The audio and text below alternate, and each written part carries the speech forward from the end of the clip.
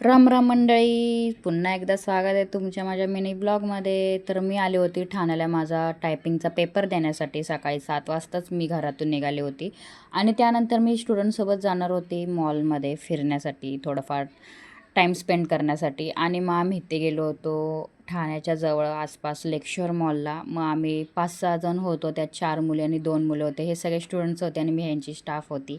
आणि इकडे आम्ही सगळ्यात आधी जिमखान्यामध्ये गेलो होतो प्रोटीन वगैरे बघण्यासाठी आणि डंबल्स वगैरे हे करण्यासाठी. आणि मी 5-5 किलोचे डंबल्स उचलले होते गाईज. आणि मग तिथे त्यानंतर आम्ही विचार केला भाई गेमिंग झोनमध्ये जाऊया आधी सगळ्यात आधी. आणि आम्ही ते गेमिंग झोनमध्ये गेलो होतो.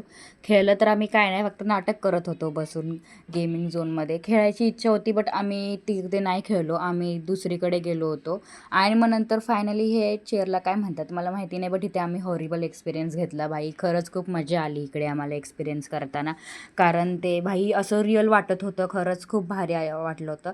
आणि त्यानंतर सगळ्यांना लागली होती भूक. आणि मेन गोष्ट ही होती की माझा आज गुरुवार होता, त्यामुळे मी तर काय खाल्लं नाही. हे लोकांनीच सगळं काय काय मागवलं होतं ह्या लोकांनीच खाल्लं.